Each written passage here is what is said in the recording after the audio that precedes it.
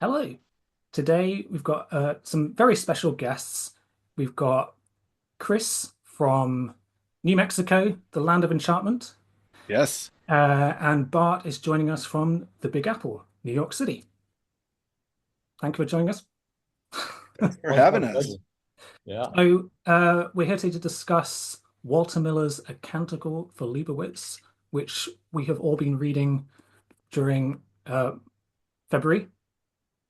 We've all got our own editions here. I got this rather plain, boring SF book club edition from the early 60s. Okay. Um, let's This is a see. 1997 edition. Okay, Yeah. some rather I love the dramatic cover. cover art there on Bart's edition. Yeah. Same for my 90s one. And then this is the 70s on, I think. Okay. And Chris, which one did you read? I read this one just for the bigger print. Okay. I So I should sympathize. say, but if there's anyone watching this who doesn't know, Chris has a wonderful BookTube channel called Liminal Spaces, which I'm a big fan of. Thank you. And Bart likewise has his own BookTube channel, Bart's Book Space. You should definitely check them out if you're not already subscribed. Um, but let's dive into the discussion.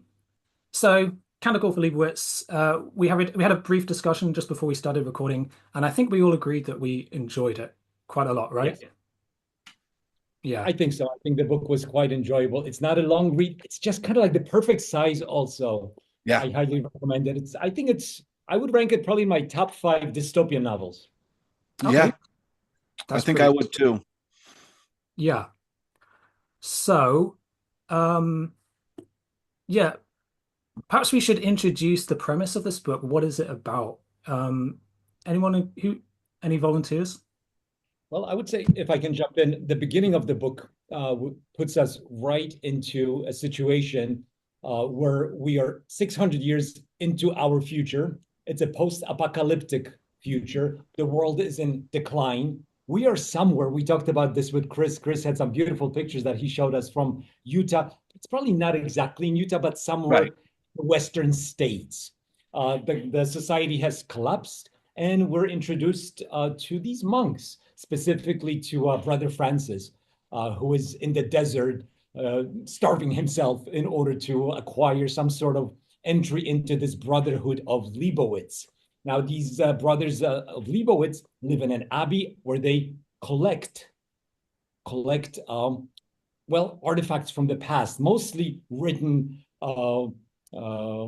schematics of things. They don't really know what they're saving, but they're trying to save. In this future scenario, humans have, after the post-apocalyptic event, the nuclear event, have kind of uh, rebelled against scientists, anyone of science, and destroyed much. So these monks are essentially kind of trying to save the remnants of our current civilization. And that's the introduction quickly. I don't know, Chris, you want to jump in? Yeah, I just I loved, and of course I think we were all longing for this in the buddy read discussion. Uh I loved when the book finally gave this history of what they call the Great Flame Deluge, which was all of the nuclear weapons landing, and then the Great Simplification, where people purposely rebelled against everything that they thought caused the flame deluge, which was anybody that had education or was in sciences, and really all the written word. And this book really, I think, having almost everything destroyed makes the story of the things that this monk finds, which we'll get to in a second, so important. And that's what I think we follow in the book. Yeah.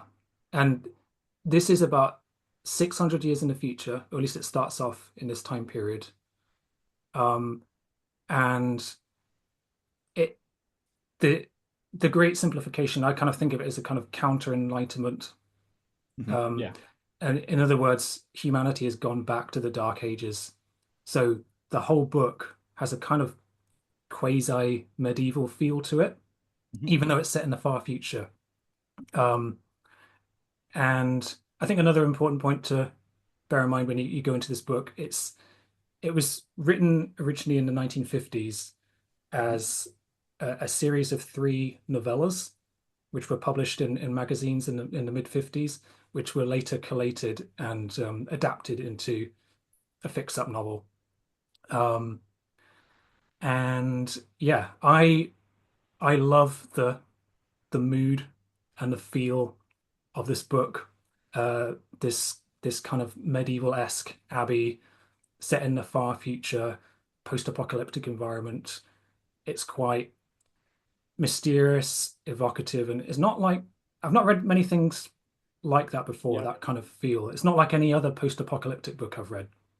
it is a great example of that medieval futurism, I think, for sure. It's Great setting. sorry. It's close to me to Deus Irae by Philip K. Dick and Roger Zelazny. That is the closest book I could think of because that one takes place in Utah, uh, northern Utah, and is about religion. So that was kind of the closest I could find. But I think this was first. I think that Deus Irae came out in the late 60s. So but yeah, the atmosphere, because when I think of this, I think of like The Stand and post-apocalyptic books. I think of The Stand, and I think of Deus Irae in this one. And yeah, there's this a kind of isolation of the characters as they're walking through these lands, and you get these narrative stories that are about going places. And the interesting thing about this one is I feel like there wasn't as much movement in the sense of a survivor just, choosing a direction and trying to go and find other people, or anything. The Road's another one that I think of all the time. This one was very static, and like you said, stays in that monastery as the setting, and we see things moving past the monastery, but very rarely do we leave that. I think only once do we leave the monastery, really, in just the first story at the Yeah, end there. It's definitely not a hero's journey. It's definitely humans are very important, and I think the characters are well shown, well developed, but they're not what this book is really about. I don't think the characters are the key. They can be disposed in this story quite easily, I think. And they What I are love about the twice. story. Oh yeah, yeah. I think the writing and the pace also matches very nicely the monastic setting of the book. I think Mhm. it's really well written. I was surprised how I have not read anything by Walter Miller, and this is his only book, his only proper novel. And even Right. as such, it's a stitch-up novel, but it is the only one that he published. I know you guys showed some of your books earlier when we talked. You do have some short stories by Miller. This is the only book by the author that I own. So this was my first read, and I was impressed by his writing chops. He Yeah. is good. I mean, the combination of setting, character development, unique voices, and humor. Yeah. Excellent. A lot Yeah, of the whole humor. Yeah, I would say it's definitely on the kind of literary end of the yeah. SF writing scale. It feels like literary fiction set in a post-apocalyptic environment. And I think it has quite a widespread appeal beyond just SF readers. I think a lot of people who don't normally read sci-fi would get a lot out of this book.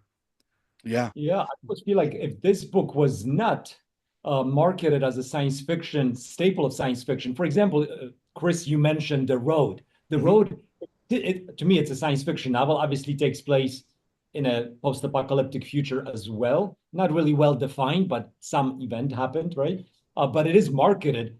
Cormac McCarthy is marketed to the masses. This was more marketed towards science fiction readers. I think Right. if it would, otherwise, this would be talked a little bit more in the vein of The Road or maybe 1984. Yeah. Yeah. That type of book because yeah, But Yeah, it, it's it's well written. interesting because both horror and science fiction will claim post-apocalyptic, And you're right. Cormac McCarthy's The Road stands as this kind of strange literary version, and it'd be interesting to rank all those. Cormac McCarthy's The Road was so hard to get through, and it's well written, but I think I would prefer Canticle if I had to, just out of those two, just because Cormac McCarthy's The Road was so heavy and so hard to get through for me. Very nihilistic, bleak. Yeah. Difficult, this difficult book, read, but a great book in my opinion. yeah, this book is very philosophical in tone, Mhm. and as you might expect, being set in a monastery, Catholicism and the Catholic Church play a major role throughout Mhm. the narrative. So it might have a particular appeal to Catholic readers or Christian readers or anyone who's interested in religion and philosophy in general. Obviously, you don't have to be Catholic to appreciate it, but it does get quite deep into philosophical and theological discussions. The the conflict between faith and reason Mhm. is quite a big theme, especially once you get into the second part of the book, which, Yeah. by the way, is set another 600 years or so later, isn't it? There's a Yes. time jump between each of the sections. Um, so there's quite a lot of thought-provoking stuff in here, I think. Yeah, those time jumps between the sections are actually the number one complaint I hear about this novel, is that people are really taken in the first part and then find it harder with these jumps to stick with it. And of course, the fact that they're next to each other in the book makes us want to judge them against each other. So as I was reading this, I remember the first time I read it, which was in the 90s. I remember that first jump was really wild to me, and shocked me when I read it in the 90s. But I loved it back then as well. And this time I was expecting it. So as I read through this time, I was thinking to myself, okay, this is presented as one work, and I know that it was originally three novellas in the same universe, but in this format, it's presented as one work. And I was constantly asking myself the question, what is this book about? What's the arc? Because it can't be the characters, because the characters are left behind after each section, because like you said, so many centuries pass. So in the first one, I was like, okay, I this is a very character driven piece. In the second one, I was like, maybe this is a story about the artifacts, because the artifacts play such a huge role in the second one. And by the third one, I had to guess that this book was about the Abbey. That this is the story. This is a canticle to the Abbey of the Brothers of Leibowitz, or whatever it's called, because we see the life of the Abbey throughout this entire book, and that kind of seemed like the arc to me. And I think that can be very jarring, which is why I wanted to bring it up to readers. That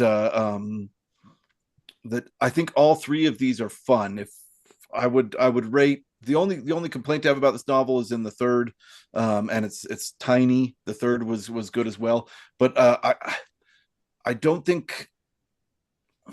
I think the first one's really, really good. It made his career, and the other two are very good as well. And that if you read through it, knowing that it's a story not of particular characters, but of people and humanity in general, it's a much fun read. I'm sorry to hijack the conversation there.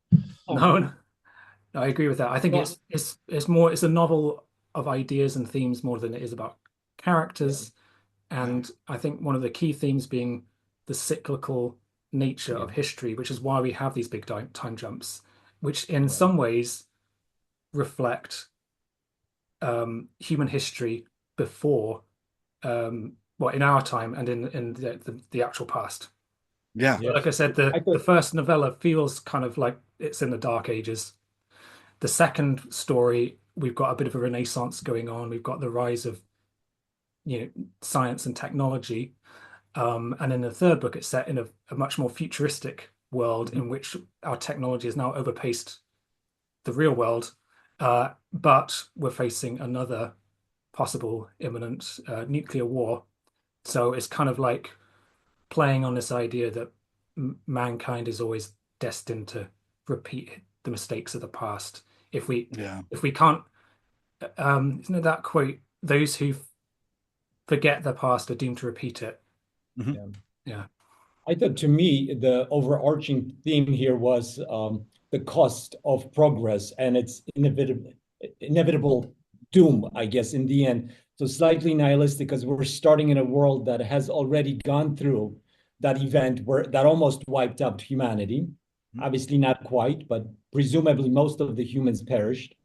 Uh, and then we see the progress back to kind of dark ages and trying to rediscover light, like the part two, right? Let there be Which light is is the title of part two. which is And kind of then a reaching for renaissance again. the Renaissance, exactly. But then what we see again is we're back to square one at the end of the book with I don't know if we're doing major spoilers in this video or not, but yeah, the cyclical nature of violence, I think that this book presents, and the Abbey is definitely a character in this story as well, and it felt to me like the safe house in some ways, Mhm. almost until the end, where these things could kind of thrive. And it is interesting also because even though it is a religious book written by someone who became Catholic after his experiences, I'm talking about the author Walter M. Miller Jr. at the end of World War II, turned to Catholicism because of the experiences during World War II, and maybe specifically the his partaken in an event at Monte Cassino, the abbey, the monastery at Monte Cassino that was bombed during World War II. But I do think this book, the great thing about this book is he is not telling us what to think. He is showing us, the religious, striving, and especially in part three, there was a very, to me, both moving in some ways and difficult to read part when the nuclear event took place, and there are people who are obviously going to die because of the fallout, the nuclear fallout. And a big part of being Catholic is suicide or any type of and life ending of your own. Euthanasia is not allowed. So this was a very difficult, and it wasn't clear cut that the abbot is right. I thought it was the opposite. So Yeah. I think he poses a lot of questions to think about and balances it very well, as opposed to maybe someone like Heinlein who kind of likes to tell you what to think in some of his books. That's how I read them anyway, like Stranger in a Strange Land. You Mhm. know, here, even whatever his ideas here were between religion and science and finding the balance, I don't think he's telling you what to think. He's just giving a lot of philosophical food for thought. Yeah. I wanted to. So you brought up this kind of crux of the third part, which is the concept of taking your own life and how the Catholic Church responds to that. That is the only part in the novel that I felt was more laser focused to Catholic readers than the rest of the work. That was the one part where I felt like I Yeah. didn't feel 100% connected to that one aspect of the book because I'm not a religious person. So to me, it's really easy to say, yeah, doctor assisted suicide should be fine. That doesn't bother me at all. So that part was so focused that I had to eventually step back and just say, okay, this is a statement that the stakes are not high to me, but I had to kind of put myself in that Catholic point of view to say these stakes to the abbot are huge. Because at first I was like, why is he choosing this hill? Because it seems like anybody else would just be like, okay, let it go. But boy, Yeah. he chose that hill. Actually, Well, I mean, I think he's looking at it, and I think there was a. I'm sorry to jump in, Robin. I think there was a quote, if I remember it, that really was powerful for the Catholic thought. He's not fighting for the person he knows this, and this is a child also, is not going to survive. Right. But Abbott is fighting for the soul. and he's talking to that I don't know, if it was a doctor, I forget, Yeah. who arrives at the abbey, and the doctor says, well, I don't know if I have a soul, and the abbot says, no, you don't have a soul. You are a soul. You have a body. Yep. And I just like mic drop. I mean, I'm not religious. I'm an atheist myself, but I grew up in the Catholic Church. Right. Being in Poland, you go through the uh, so I still remember a lot of the things I would learn in religion when I had to go to religion, and I just thought it was fascinating. But also at the same time, for me reading it, to me the abbot who is withholding this remedy for the child and making the child suffer is a villain in that situation. But it was the way it's presented that you can understand that this priest, the way the priest looks at it, it is completely different. He is fighting for the soul of this child. He believes. So it's very interesting, I thought. Yeah, I think I kind of agree with Chris that that section of the book, although I do think it is handled very well, and it doesn't feel like it's preachy or pontificating or anything like that. Yeah. I that I feel like Miller gets a bit bogged down in theological and ethical discussions and moral philosophy and what have you, which I think is very convincing. It's very well done, but it's not necessarily what I want to read about in a post-apocalyptic tale, or at least not. I don't want to dwell on it too much. So, like for me, that was one of the. I don't want to say it's a weaker part of the book because I think it is well written. It's just not what I look for when I'm reading this kind of novel. There I is a think, priest on the cover, though. yeah, Right. obviously, You're absolutely right.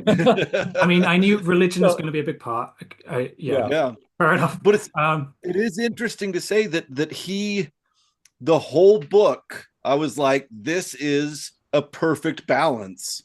And that Yeah. was the only part. That's where it becomes a 4.5-star book instead of a 5-star book, was that one moment where I just felt that it focused in to a debate that was so inherently Catholic that it left me as a reader slightly behind, and not too far, because I could understand what was being written and it was written beautifully. And you're right, I underlined that line because it's such a beautiful line, saying that you're a soul that has a body, was absolutely incredible. But yeah, there was this moment where I felt a slight bit like, okay, this is for a different audience now. And that was, I mean, That's there. which, literally my only complaint about the whole book. but it's What about interesting. Sorry, it's interesting he spends so much time discussing this within the novel, the idea, suicide and euthanasia. But I don't know if you knew this when you read this, but I'd read the bio of Walter Miller, Yep. and it felt all the more poignant that he took his own life later on in life. Yeah. I don't know whether what his personal convictions were over the Catholic faith and what have you. But it did kind of color my reading a little bit when I was reading that section. Yeah. I thought it added something. I knew about it as well. And as I was reading it, I had almost chills. So I found that I didn't mind that section. I thought it was interesting, even though, again, I'm not religious right now in any way. But I found it interesting. And knowing how the author ended his life made it even more powerful, as well as that section was not my favorite section by any means, but I still enjoyed it. And I don't know what you guys thought about Rachel, or whatever the woman's name was, with the two-headed woman. I thought Yes. that was something visually to imagine, and the change there towards the end, very interesting, Yeah. I thought. Yes, that was quite a bizarre character. But speaking of which, do you have any particular favorite or memorable characters? I'm pretty sure I know who we're going to talk about here. But for me, there are two characters that stay with me. The first is Brother Francis in the novice, the novice monk in the first novella. I think for me, he's the most sympathetic character. Um, Likable. yeah, and he's one reason why I love the first part of the book so much, which is I think my favorite. Um, I think the mood, the atmosphere, this post-apocalyptic world. I would have been quite happy just to have stopped at the end of the first novella, and I would have been totally satisfied. However, there's also another character. Now, we did say earlier that these three sections of the characters are not really connected, but that's not strictly speaking true, right? Because Right. there is Right. one character who reappears in each section, Yes. uh, and I think his name is Benjamin, isn't it? Benjamin. Benjamin. Yeah, And Benjamin. he is quite an intriguing and quite enigmatic person, isn't he? Yeah, and I actually connect him to the two-headed woman at the end, because I believe that Walter Miller is using symbolism constantly throughout this book. And if we follow Benjamin, he starts as possibly the Saint Leibowitz himself of this abbey, right? So he starts as this religious figure, and everybody's like, "Oh my gosh, he's Leibowitz. He showed you to the important places to find these artifacts of Leibowitz." So he starts as this religious figure to everyone, but when you talk to Brother Francis, he's like, "I don't. I think he was just an old guy with a stick with a nail through it." Um, and then in the next one, we brought up the concept that he's connected to the wandering Jew. Is that term awful now, or is just the concept of this? Uh, Well, we had a bit of a discussion of this on Discord. Um, so the concept of the Wandering Jew is a legend. Uh, I think it dates back to medieval times, yeah, but it's perhaps slightly problematic in that um, it has anti-Semitic yeah, origins, and I don't really know the details of the legend, but I think it's like a Jew that were who was it? Someone from biblical times, from Jesus's time, who was condemned to live forever. I don't know if any of you know more about the legend than I do. I know about as much as you do. I have heard the term, and I also have heard that it is a term that is problematic. I'm not sure if it's indicative in any way of Walter M. Miller's anti-Semitism. I don't think so. In fact, I think Benjamin is one of the most likable, next to Brother Francis, most likable characters. He's funny, he's witty, he's smart, and he is the also, as is Diab, he's the one constant, I think, throughout this book that kind of connects things. He is the one who helps this Brother Francis discover a fallout shelter, which is also fascinating. You know, when you think about these monks 600 years into the future, not knowing, and then he stumbles onto a fallout. And so this, medieval futurism there is at its best when you have that setting, and then all of a sudden he's inside a fallout shelter from our times. So it's interesting, and I think Brother Francis was not Brother Francis, but Benjamin was probably my favorite character, especially his discourse in part two of this yeah. was fascinating when we meet Yeah. him. I thought it was excellent. I thought it was beautifully written. So yeah, I have no problem. I mean, there are different ideas about who he might be. Of course, in the part one, monks think that maybe he is Leibowitz himself. That I think is not the case. I thought, and I read some, maybe he's Oppenheimer actually. Oh, weird. Yeah, yeah, yeah. So which would be interesting, but I don't know if there's enough in the book to suggest that. But yeah, I mean that would be an interesting idea. And Yeah, in the third part, he's connected to Lazarus. yeah, That's true. Of course, Jesus brought back to life, and then he wasn't able to die. And I don't know if that's the same connection as the myth of the wandering Jew, but I liked this constant changing. And his part in the third part, he felt kind of thrown in the third part, just because Miller had already established he was going to put him in each part. And yeah, the third part, he doesn't do anything. But there's these weird moments with Benjamin. Like in the second one, he's like waiting for the second coming or the birth of Christ again, and he's running around like feeling this people's arms to see if they are the next Jesus. And I don't know if there's biblical symbolism. I would love to have somebody read this that really Yeah. has studied the Bible and could connect all the symbolism in this that I was unable to get just because I don't know it that well. But yeah, he was this constant changing symbol throughout each section. And then I think that the two-headed woman is at first when we're introduced to her, she is like just a kind of a vestige of mutation from the original flame deluge, and she's growing this second head.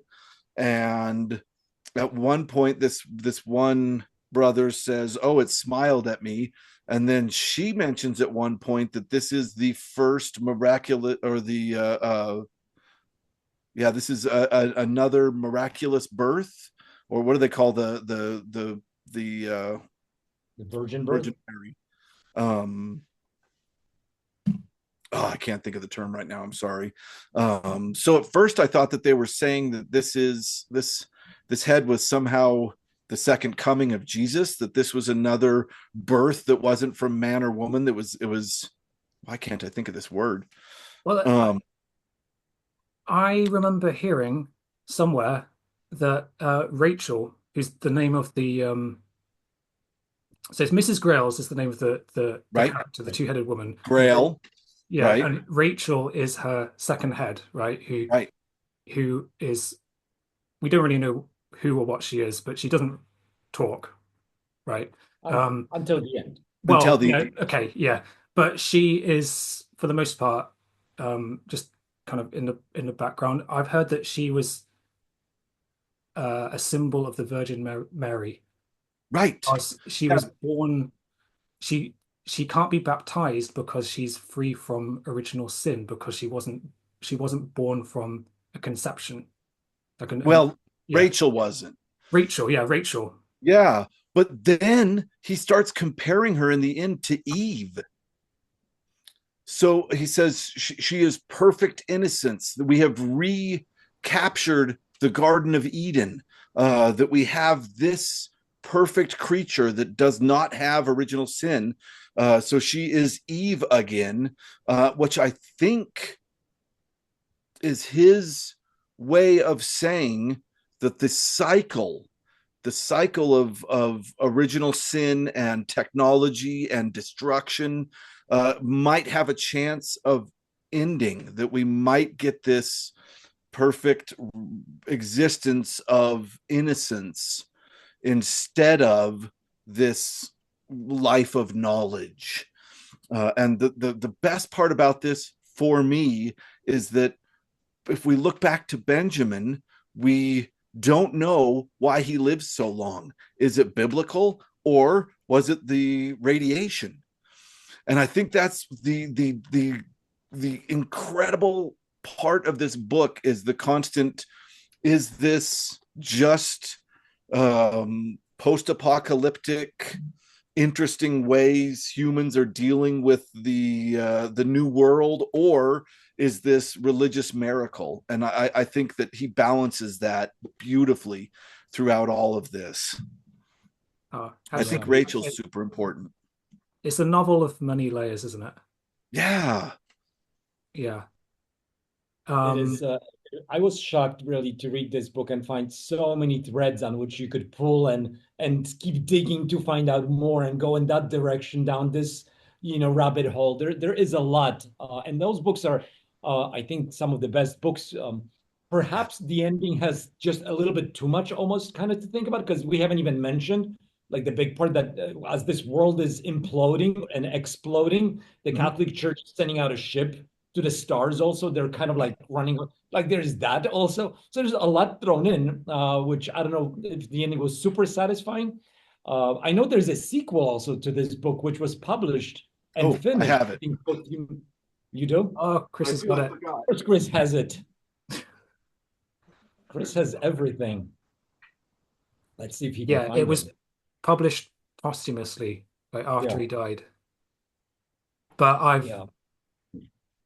But I yeah, believe it I've takes place in that second part of the book, in the Let There Be Light part of the book.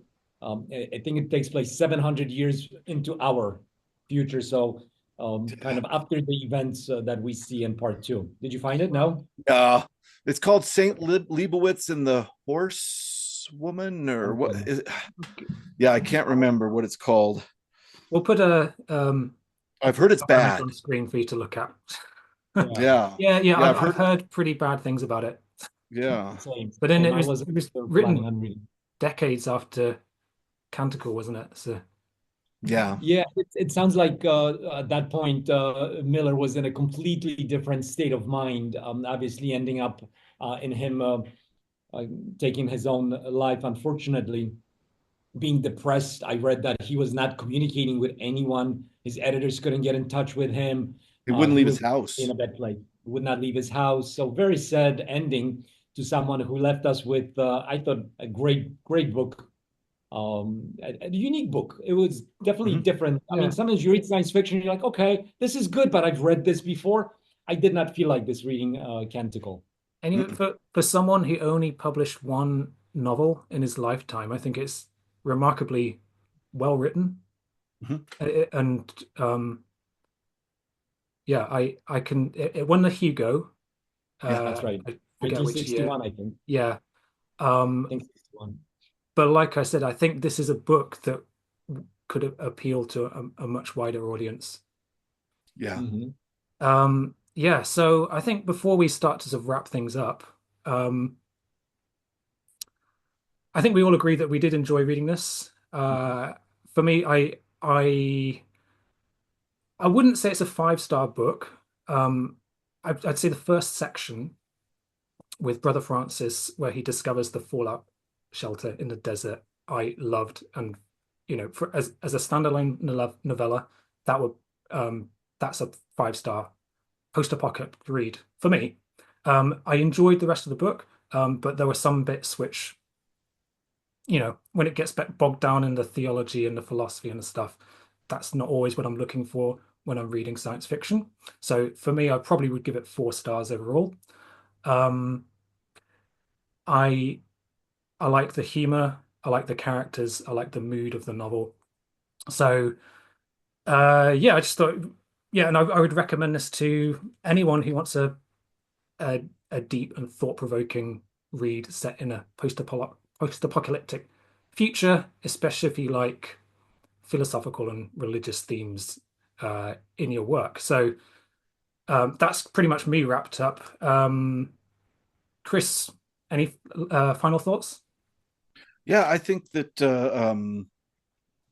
I'll just add because I really agree with most of what you just said. I I do like getting bogged down a little bit more in the philosophy and theology and all that. I kind of enjoy that, and it makes me slow down. But I would also add that this is a fun read for anyone, and I think this is kind of what is at the heart of post-apocalyptic books and why they're so fun for anyone that likes to imagine how people that were aware of but separated from a culture that was more technologically advanced than they are, how they would react and the cultures that would form about that. We didn't even get to talk about what was that guy's name that was living in the desert that everybody was drinking only blood because water was for cattle.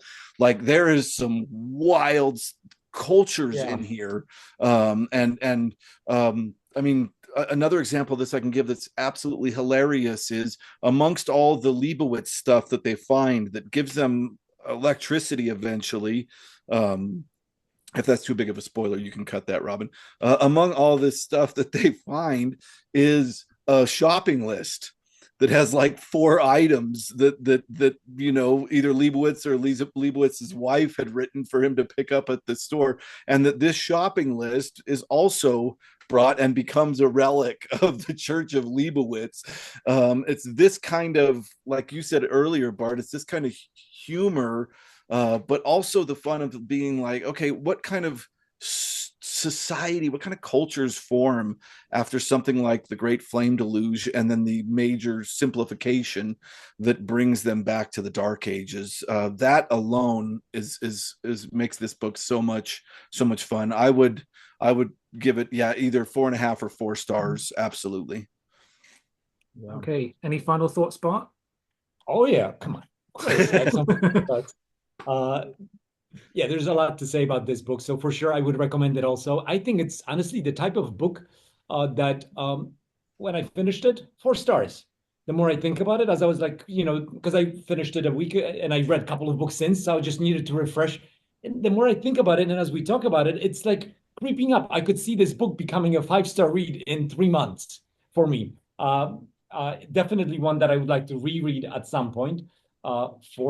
For sure. I thought it was a fantastic book with so many different layers to it. Sure, it's not your typical science fiction. It's not a space opera, but most dystopian novels really are not. But it does have big stakes. It's got a huge arc, kind of like, dare I say, the three body problem with, Yeah. kind of like sections and, going from now into, whew, I mean, Yeah. that, right? So it's, I don't know. I liked it quite a bit. I like the idea of thinking about these monks of the future being like the monks of the past who have, copied things Mhm. without this. I mean, I even think of someone like in Poland, Copernicus, a Polish astronomer, uh, super famous, right? In the past, monks and people of religion were also scientists. Mhm. A lot of them, anyway, were, of course, we have many examples of religion being anti-science in the past as well, with Galileo, for example. But yeah, some monks were some of the most intelligent people, and I love the cyclical nature of humanity shown in this book.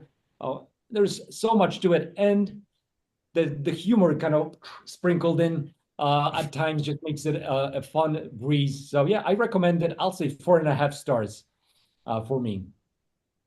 Okay. Fantastic. Well, um, I hope we get to do this again in the future Yeah. because this has been a blast. The buddy read itself and the follow-up discussion. I'm a slower reader than you guys. I started before you and finished literally the last page about an hour before this meeting. Slower reader. Oh, You probably it's took just a break and like fresh in your read three mind. books in between. But yeah, this was a great book, I think, for a discussion for a buddy read. So we picked a good one, guys. This was Yeah. awesome. Okay.